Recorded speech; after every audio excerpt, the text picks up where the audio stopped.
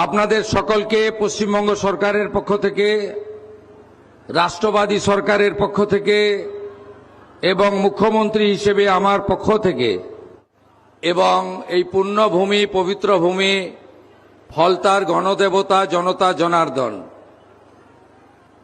আপনাদের সকলকে পশ্চিমবঙ্গ সরকারের পক্ষ থেকে, রাষ্ট্রবাদী সরকারের পক্ষ থেকে এবং মুখ্যমন্ত্রী হিসেবে আমাদের এই ব্যবস্থাপনা গোটা রাজ্য জুড়ে আমাদের জনকল্যাণ শিবির হচ্ছে।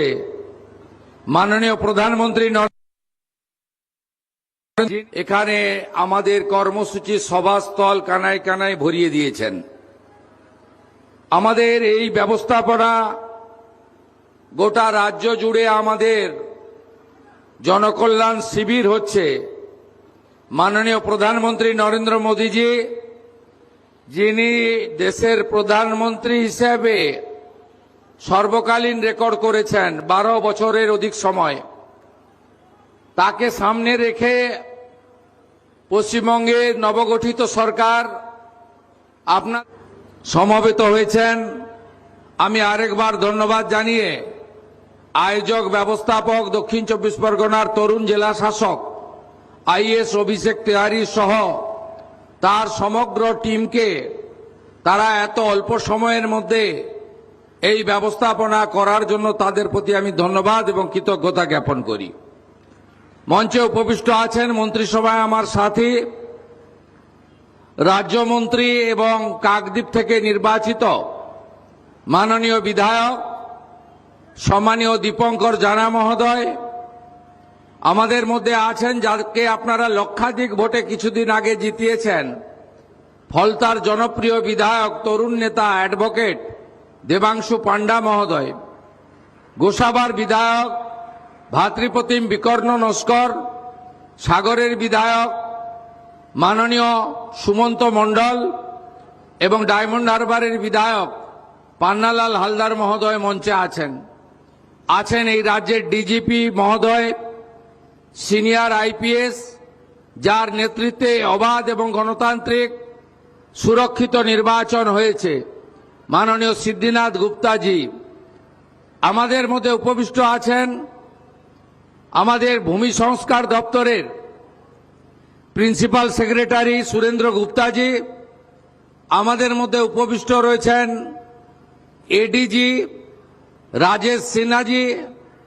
আমাদের মধ্যে উপবিষ্ট আছেন এই এলাকার আইজি, আমাদের এই জেলার নতুন এসপি চন্দ্রশেখর বর্ধন সহ আমাদের সাধারণ প্রশাসন, পুলিশ প্রশাসনের সমস্ত ব্যক্তিবর্গ। উপবিষ্ট আছেন সমাজসেবিকা শ্রীমতী সোমা ঘোষ, প্রাক্তন বিধায়ক দীপক হালদার এবং আরো সাথীবৃন্দ। সকলকে আমি যথাযথ সম্মান এবং অভিনন্দন জানাই। আপনারা জানেন এই শিবির থেকে 54টি ভারত সরকার এবং রাজ্য সরকারের যে স্কিম রয়েছে, সেই স্কিমে নাম নথিভুক্তকরণ করা এবং ফর্ম ফিল আপের মধ্য দিয়ে পোর্টালে আপলোড করার মধ্য দিয়ে আপনারা যাতে প্রত্যেকটি স্কিম পান তার ব্যবস্থা আমরা করেছি। আমরা এই শিবিরে যেহেতু অঞ্চলে অঞ্চলে করতে পারা যায়নি সময়ের অভাবে, তাই মানুষের লম্বা লম্বা লাইন পড়েছে এই শিবিরে। মানুষ এই সরকারের উপরে আস্থা রাখছেন, ভরসা রাখছেন।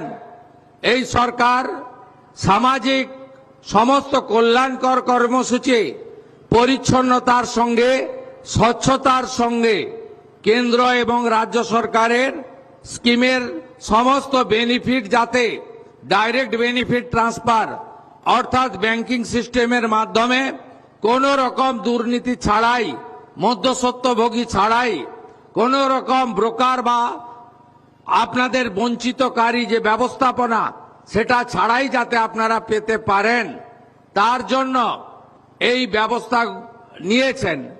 সেই কারণে আমরা এত মানুষের তাদের আশা প্রত্যাশা, দীর্ঘ লাইন, আমরা আগামীকাল 18 তারিখ পর্যন্ত গোটা রাজ্যে এই শিবির চালাবো, এই নির্দেশিকা দিয়েছি। আমরা আপনাদের কাছে যে কথাটা বলতে চাই যে আপনারা জানেন যে এই 54টা স্কিমের মধ্যে সবচেয়ে গুরুত্বপূর্ণ স্কিম হচ্ছে আয়ুষ্মান ভারত। যে আয়ুষ্মান ভারতে পোর্টালে নাম নথিভুক্ত করলে আপনি ভারতবর্ষের যে কোনো জায়গায় সরকারি এবং বেসরকারি হসপিটালে 5 লক্ষ টাকা পর্যন্ত চিকিৎসা ফ্রি পাবেন। এই রাজ্যে 1,43,00,000 পরিবার, 6.5 কোটি মানুষ এই আয়ুষ্মান ভারতের প্রকল্পের সুযোগ আপনারা পাবেন, যার 60% অর্থ মোদিজির নেতৃত্বে ভারত সরকার দেবে, 40% অর্থ পশ্চিমবঙ্গ সরকার এর সঙ্গে যুক্ত করবে। দ্বিতীয় কর্মসূচি আপনাদের কাছে আমি বলবো, প্রান্তিক মানুষরা, গ্রামে থাকা মানুষরা, স্বল্প রোজগার যারা করেন তারা প্রধানমন্ত্রী সূর্য ঘর প্রকল্পে সোলার আলোর জন্য ব্যবস্থা নিন। 100 ইউনিটের জন্য 30,000 টাকা, 200 ইউনিটের জন্য 60,000 টাকা, 300 ইউনিটের জন্য 78,000 টাকা প্রধানমন্ত্রী সূর্য ঘরে আপনারা সাবসিডি বা ভর্তুকি পাবেন।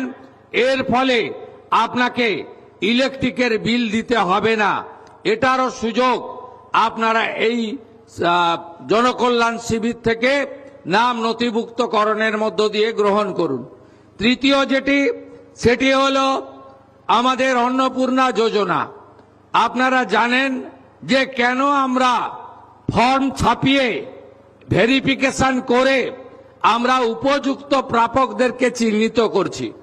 কারণ বিগত সরকারের যে লক্ষ্মী ভান্ডার প্রকল্প, এই প্রকল্পে ব্যাপক দুর্নীতি হয়েছে। মুর্শিদাবাদ জেলার জঙ্গিপুর ব্লকে সেখানে প্রায় 4-4.5 হাজার পুরুষরা লক্ষ্মীর ভান্ডারের টাকা তুলে নিয়ে চলে গেছে। কৃষ্ণনগর 2 নম্বর ব্লকে নদিয়া জেলায় একটা অঞ্চলে 173 জন পুরুষ লক্ষ্মীর ভান্ডারের টাকা তুলেছে। আমাদের মঞ্চে ডিজিপি আছেন, তিনি তার পুলিশ সিআইডি তদন্ত করছে। একটা বড় র্যাকেট আমাদের মা বোন দিদিদের হকের অর্থ, সরকারি অর্থ লুট করেছে। তাই আমরা পরিচ্ছন্নতার সঙ্গে ফর্ম ফিল আপের মাধ্যমে আমরা আপনাদের দিতে চাই। আমরা দিতে চাই তাদের যারা সরকার বা সরকার পোষিত বা প্রাইভেট স্কুল যেখানে সরকার অনুমোদিত, সেই স্কুলে আপনাদের বাচ্চাদেরকে পড়াশোনা আপনারা করান। সেক্ষেত্রে বেসরকারি প্রাইভেট স্কুলও আমরা দেব যারা কেন্দ্রীয় বা রাজ্য বোর্ডের অনুমোদন পেয়েছে। কিন্তু আমরা এমন কোন জায়গায় দেব না যেখানে ধর্মীয় শিক্ষা দেওয়া হয়, যেখানে ভারত বিরোধী কথা শেখানো হয়। সেখানে যারা পড়াশোনা করেন তাদের পড়াশোনাটা আমাদের মূল স্ট্রিম এডুকেশন, মূল ধারার শিক্ষার মধ্যে পড়ে না, আমরা তাদেরকে দেব না। যারা ভারত সরকারের, রাজ্য সরকারের বিভিন্ন ভ্যাকসিনেশন কর্মসূচিতে অংশগ্রহণ করেন না, ভ্যাকসিনেশন যখন হয় বলে এই টিকা আমার বাচ্চাকে লাগাবো না, এটা জন্ম নিয়ন্ত্রণের টিকা, তাই আমরা তাদেরকেও দেব না। Sometimes, yeah, but that's just life.